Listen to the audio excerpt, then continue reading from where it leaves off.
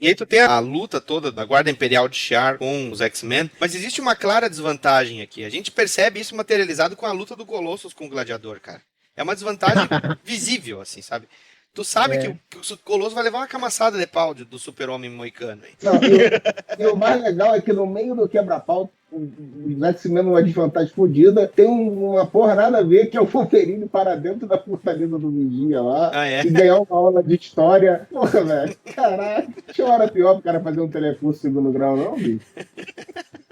Caso eles não estão só enfrentando a guarda, mas também tem um Crios cru no meio da brincadeira que acabam se pegando no pau, que acabam esquecendo. Né? Esquecem. A gente luta com os X-Men, né? Mas sabe o que mais? Foda-se, eu quero mais meter a porrada naquele Kree ali, porque eu não aguento os Kree. Mas continuando, tá chegando aqui no momento em que tanto a Jen quanto o Scott estão sendo perseguidos, eles vão cair pros finalmente ali nas porradas, né? Tem um momento dramático em que a Jean Grey acaba por libertar o poder da Fênix de novo. E vocês não acham que, tipo, parece que falta alguma coisa, né, aqui? Porque tá ali, né? Tá todo mundo apanhando e tal, aí eles se escondem, né? Aí de repente eles resolvem, quer saber? Foda-se, vamos lá, vamos. Aí vão lá, aí o quadrinho seguinte mostra eles enfrentando, né? Lá o esmagador, o incinerador. E não mostra quando o Cíclope é atingido e daí ela abre o poder da Fênix, né? Alguma coisa assim, né? Aí é tipo assim, a visualização vai ficando cada vez mais distante, né? Aí de repente, pimba, né? Tipo, a Fênix, né?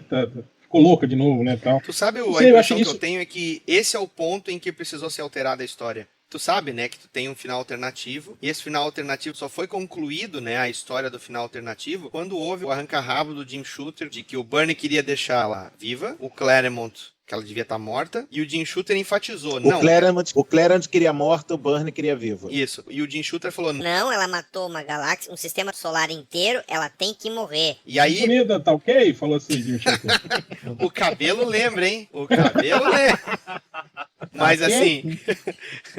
Eu acho que tem aí, cara, porque realmente é um erro de continuidade. Tu até pode abrir uma licença de que o modo como ele ficou aqui depois da luta pode ter sido enquanto a nave Shi'ar lá ela é acertada no espaço, né? Dá todo aquele fogo, aquele furdunço todo. Mas realmente parece que... porque a gente já vê o ciclo depois com a roupa toda retalhada, né? Tipo, não apareceu o que aconteceu, né, ali, né? Os caras da Guarda Imperial de Shi'ar todos derrotados, caídos no chão, né? Então, tipo...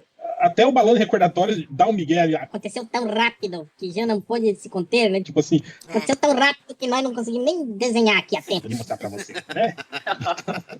O que aconteceu foi isso. Ele ficou louco, gente. É pra botar ela no lugar assim, ó. O Wolverine toca o Colosso em cima da Jean Grey pra dar um soco na cara dela. Eles invertem o arremesso. Isso, arremessos. Já que na Lua a gravidade é mais fácil, deixa eu te jogar. Sim, nessa cena aqui do arremesso, no especial da Panini, embaixo do Colosso ali tem um quadradinho. O que era aquilo ali? É verdade, tá em branco. Tá em branco. Tem um quadradinho. Deixa eu ver se tem aqui. Isso era um balão de pensamento do Colosso dizendo: eita caralho. Fudeu. Na abril eles apagaram. Que nojo esse cara peludo aqui. Eu acho que eles estão se referindo ao arremesso, e aí deve falar a primeira vez que eles fizeram o arremesso, lá na saga do Proteus. Pode ser. Pode ser isso aí. Mas o legal é que ele fala, o Colossus fala assim... Wolverine pede pra matar algo que eu nunca fiz. E o Proteus, porra? Né? Ele não matou. Não, ele não matou. Ele simplesmente encostou e por acaso isso era a fraqueza do Proteus. Não foi de propósito. Não foi assim. Vou matar esse cara. Né? Ele foi manipulado quando ele percebeu que... Caralho, eu matei um sujeito. Não foi doloso, foi culposo. Tá ok? Ok. Bom. Outra coisa que eu nunca entendo é por que a parte azul das pernas do uniforme do Colosso some quando ele vira Yasuo. Né? Eu também nunca fiz noção de por que ele fica só com aquela sunguinha do Zangief. Dessa vez sumiu até a bota também, sumiu. Mas se você vê, tem os retalhos ali, ó. Tá vendo? Tipo, como se tivesse rasgado quando ele se transformou. Que não faz sentido nenhum, né? Nunca rasga. Verdade. Se desprende do corpo dele, né? Isso aí foi o Terry Alston, viu? Que colocou na arte final, certeza. Falou, olha o erro aqui. Barney, eu botei os pedaços voando, hein? Porque tu errou aqui, viu, Barney? Porra, Barney. Mas cá pra nós, o Wolverine sem camisa é nojento pra caralho, né? Nojento pra desenhar esse monte de pelo aqui. Cara, no primeiro quadro aqui, antes do Wolverine lançar o Colossus, né? Que tu tem uma massa de sombra preta atrás do Wolverine, que ele tá curvado. Cara, o Wolverine some. Ele tem quase o poder do Noturno de sumir nas sombras. Por causa dos pelinhos, cara. Ele some porque fica numa escala tão vagabunda. Mas esse é o Byrne, ele acha isso dos baixinhos, porque ele fez o Pigmeu também do mesmo jeito. É verdade, o meu peludo também. É tudo baixinho da Kaiser, cara. Não, e nojento mesmo é ali nas pernas do Wolverine, não tem os buracos no cara. Você vê os pelos saltando pra fora da coxa, é o né? Tony Han.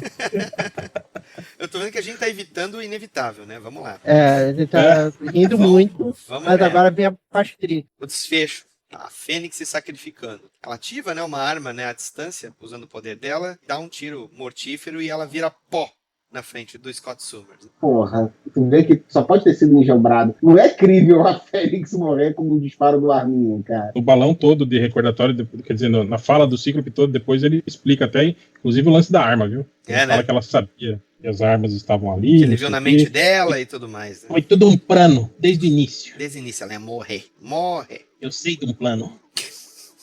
Aí, pra mim, vem aqui o Instituto Universal Brasileiro. Cara, não, corredor de Fórmula Indy aqui. Pô, cara, não, só um pouquinho. Eu tô com a edição original da Grandes Heróis Marvel 7, a página final lá em que o Vigia tá ponderando sobre a morte dela e tal e coisa, tal e coisa. Aí vem o fim, no finalzinho da página. Eu não sei a sensação que vocês tiveram. Eu tive uma sensação de vazio tremenda, cara. Porque eu fiquei assim, caralho, o que vai ser da equipe agora? Será que vai ter história dos X-Men ainda? Eu era um moleque de 8 anos refletindo a respeito disso. O que vocês sentiram na época antes? Vocês conseguem lembrar ou mensurar? Eu tive praticamente o mesmo sentimento que você. Não com essas palavras propriamente dita, mas o sentimento de fudeu foi inabalável, né? Porque, e aí, o pessoal, em primeiro lugar, tá no espaço, não tá na Terra.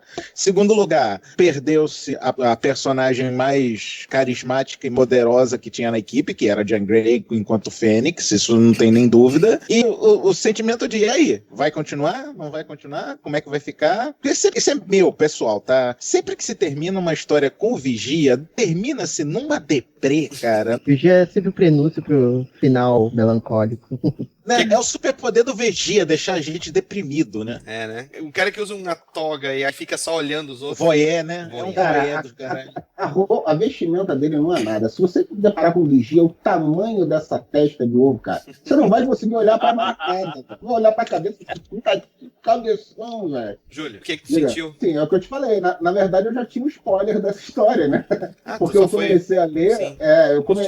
Meu primeiro contato com o X-Men foi já uma história que é a volta dela, né? Entendi. E naquela história fica muito clara a importância dela e tal. Então, assim, eu já sabia o desfecho. Então, no encadernado que eu tive contato com essas histórias, nesse da Marvel Especial, foi o meu, depois, a história seguinte, foi o meu guia de compra, foi do Sebo, né? Porque ali eles fazem uma recapitulação de tudo que é a aventura que eles viveram antes, e eu queria ler essas paradas. Então, eu ia atrás.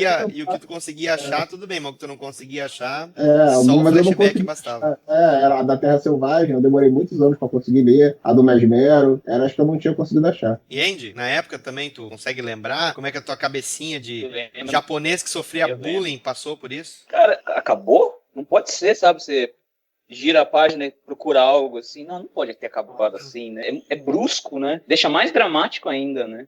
E eu lembro que na época, eu fui pegar as outras histórias pra ler, assim, rever. Eu lembro que eu peguei uma história, naquele Grandes Heróis Marvel, que eles requentavam a origem da Fênix, do Cochrane. Sim. Eles tinham colocado uma história curtinha, eu não lembro, não tem crédito naquela história, não sei se vocês lembram, chamava Clássicos Marvel. E é uma história em que a Jean Grey tá ajudando a Aurora a superar o medo que ela tem de lugares fechados, que elas estão andando no metrô, assim, não sei se vocês lembram dessa história. Eu não sei quem desenha. É que tinha um título chamado Classic X-Men, que eles republicavam histórias antigas do X-Men, e aí chamavam o John Bolton, fazia história, páginas e às vezes histórias inteiras que eram complementares a essas histórias antigas.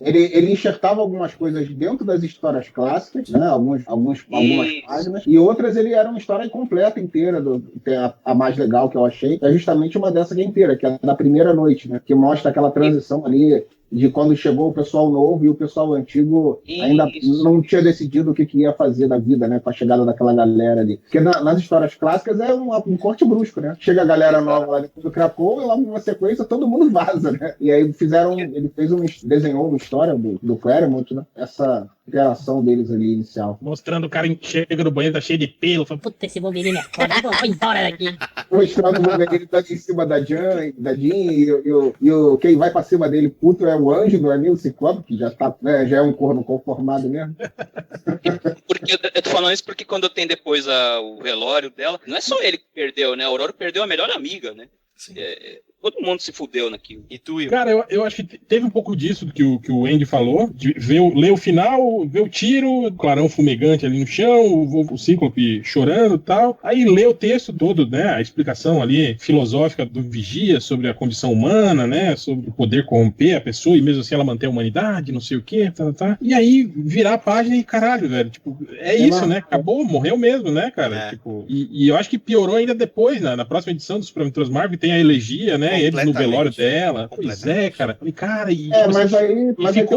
ficou um tom deprê, assim, por várias edições. Depois teve aquela edição de o que aconteceria se a Fênix Negra não tivesse morrido, que é muito pior, né, cara? Tipo, ela mata todo mundo, destrói a Terra, né? Eu falei, caralho, velho. Mas aí aquelas edições, né, que o pessoal coloca é foda, né? Porque aquilo aí não ia ser desse jeito, óbvio, né? É que o cara extrapola, né? Não, sim, eu sei, mas isso que eu tô falando, que digamos que o sentimento meio ruim em cima de tudo, assim, dessa situação, ficou meses, assim, né, circulando a revista, assim, as histórias... Eu entendo que pra vocês, o que aconteceu pra mim não funciona, né, porque vocês estavam acostumados com a Jean e tal. Eu, quando comecei com aquele crossover, eu já sabia que a Jean tinha saído, e nessa história já tem a Kitty, né, e a Kitty já interage com o pessoal, a interação dela é legal, com o Mutano e tal, é uma história muito legal. E no final dessa elegia aí, que é a história seguinte, a morte dela, termina justamente dando uma tentativa de dar uma esperança pro pessoal, que assim, a vida continua, chegou uma nova aluna, que é a Kitty, e é o recomeço, né? É aquilo que a HDR sempre fala, né? Depois de uma grande tragédia, chega alguém novo. Pra renovar o espírito da equipe. E a Kitty, né? E a Kitty ditou a próxima fase, né? Kitty foi dava a energia do grupo na fase seguinte. Pra trazer aquela identificação do público. E tanto que ela foi a protagonista praticamente da saga de Agricultura Esquecido. Esquisito.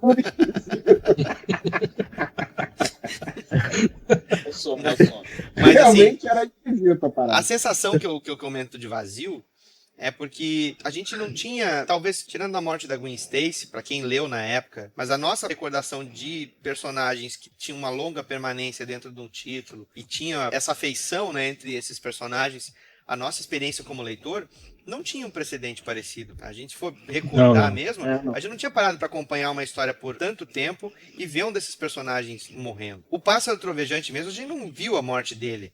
A gente não leu a morte dele. E até não foi tão trabalhado, porque ele tinha recém-entrado... Melhor ainda. Foi a primeira missão, a gente né? nem se importou. Quem se importa com esse merda, né? E mesmo que a gente tivesse lido na época e tal, assim, não teve tempo pra ter empatia com aquele cara, né? O cara chegou e morreu, bicho. Então... Não, e ele era mó chato também, Marrento pra caramba. Não, e mal sabíamos nós, né, depois desse comovente falecimento, tal coisa, que a gente tinha até personagem que mais morre e volta da Marvel. Que Exatamente, cara. Eu não li a revista na época. A primeira vez que eu vi a menção da Fênix foi folheando as revistas do meu primo, assim, que eu visitava ele e tal, e ele comprava muito gibi da Marvel. Daí eu folhei a propaganda, assim, tipo... Vem a volta da Fênix Negra, a Fênix Negra está de volta. Uma propaganda mostrando ela, assim, inteira, assim... E daí eu me via na minha cabeça, quem é essa porra dessa Fênix, né? É sido crossover mesmo com os Titãs, porque nunca teve uma volta da Fênix Negra,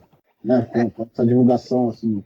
Mas eu acho que eu tenho uma suspeita de que era uma saga, não era a Fênix Negra que voltou, a Raquel Summers que veio do futuro. Quando criaram aquela história, né, da Raquel Summers e ela era sósia do... Ela era sósia, assim, deve ter inventado isso. Eu acho que deve ter sido isso. Ou deve ter sido essa edição dos Titãs com os X-Men, eu não me lembro. Né? Daí, progressivamente, mais tarde, eu fui vendo. Mas, na verdade, eu vi quando eu só conheci ela como... ouvi falar dela de Fênix quando mais tarde, assim, vendo as revistas posteriores, na década de 90 já, que já tinha aquela história do Quarteto Fantástico, do X-Factor e tudo mais. Daí já não tinha aquele, pra mim não tinha aquele impacto, mas mesmo assim eu compreendia o que foi a morte da personagem, vendo regressivamente, assim, as histórias dos X-Men, aqueles encadenados preto e branco da Mitos.